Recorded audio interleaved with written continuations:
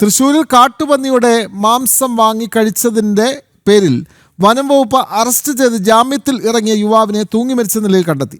വടക്കാഞ്ചേരി കാഞ്ഞിരക്കോട് വടക്കൻ വീട്ടിൽ മിഥുനാണ് മരിച്ചത്. വനം വകുപ്പ് കസ്റ്റഡിയിലെടുത്ത മൊബൈൽ ഫോൺ വാങ്ങാൻ ചെന്ന മിഥുനെ ഉദ്യോഗസ്ഥർ മർദ്ദിച്ചെന്നും കുറ്റക്കാർക്കെതിരെ നടപടി വേണമെന്നും കുടുംബവും നാട്ടുകാരും ആവശ്യപ്പെട്ടു. അതേസമയം സംഭവത്തിൽ സമഗ്ര അന്വേഷണം നടത്തുമെന്നും മിഥുൻ്റെ ഭാര്യയ്ക്ക് ജോലി നൽകാൻ സർക്കാരിലേക്ക് ശുപാർശ ചെയ്യുമെന്നും ജില്ലാ ഭരണകൂടം കുടുംബത്തെ അറിയിച്ചിട്ടുണ്ട്. അതിലൊന്നും അവൻ ആ കച്ചവടമൊന്നും ചെയ്തിട്ടില്ല. അവൻ ഇന്നലെ അവിടെ പോയി വന്നുവിടുമ്പോൾ എൻ്റെ മൊബൈൽ തന്നില്ല. എൻ്റെ ഓട്ടം പോയി എന്തൊരു സങ്കടത്തിലായിരുന്നു ഇന്നലെ അവൻ. അവരെന്താ തല്ലിയാണ് അവൻ ഇന്നലെ ഒറ്റയ്ക്ക് പോയിക്കണ്. എന്താ ചെയ്തെന്നൊന്നും അറിയില്ല. പറയാം എന്തൊക്കെയൊക്കെ കിടന്ന് ഇവിടെ എണ്ണി പറക്കിയായിരുന്നു. പിന്നെ അവർ ഭീഷണിപ്പെടുത്തി എന്നൊക്കെ പറഞ്ഞിട്ട് ഇന്നലെ ഭയങ്കര വിഷമത്തിലായിരുന്നു. ഇന്നലെ എൻ്റെ മൊബൈൽ തന്നില്ല, അതാണ് ഇതാണ് കൊണ്ട് നീ മുണ്ടാണ്ടിരിക്കുക എന്തേലും ചെയ്യാന്ന് പറഞ്ഞിട്ട് ഞങ്ങൾ സമാധാനിച്ചു. പക്ഷേ എനിക്ക് പോയി അറിഞ്ഞില്ല സാറ്. ഞാൻ ഒരു മോനുണ്ടായിരുന്നതാണ്, അതിനെങ്ങനെ ചെയ്തില്ല അവരെന്താ ചെയ്തെന്നൊന്നും അറിയില്ല സാർ. ഇന്ന് രാവിലെ വീടിന് സമീപത്തെ സ്വകാര്യ വ്യക്തിയുടെ പറമ്പിലാണ് തൂങ്ങി മരിച്ച നിലയിൽ മിഥുനെ കണ്ടെത്തിയത്. പന്നിയിറച്ചി വാങ്ങിയെന്ന കേസിൽ വനംവകുപ്പ് അറസ്റ്റ് ചെയ്ത മിഥുന് കഴിഞ്ഞ ദിവസം കോടതി ജാമ്യം അനുവദിച്ചിരുന്നു.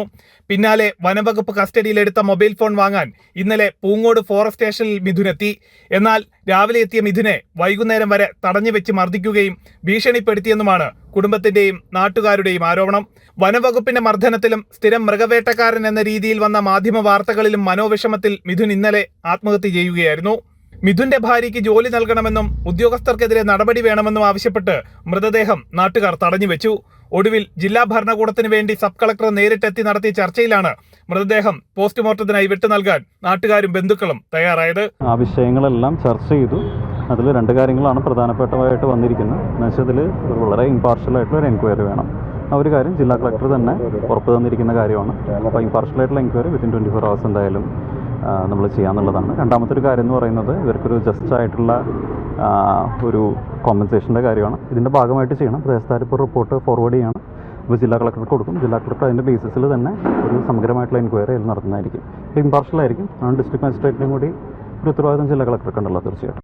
സംഭവത്തിൽ സമഗ്ര അന്വേഷണം നടത്തണമെന്നും മിഥുന്റെ ഭാര്യയ്ക്ക് ജോലി നൽകുന്ന കാര്യം സർക്കാരിലേക്ക് ശുപാർശ ചെയ്യുമെന്നും സബ് കളക്ടർ ഉറപ്പ് നൽകിയതോടെയാണ് പ്രതിഷേധം അവസാനിപ്പിച്ചത്. ജനം, തൃശൂർ.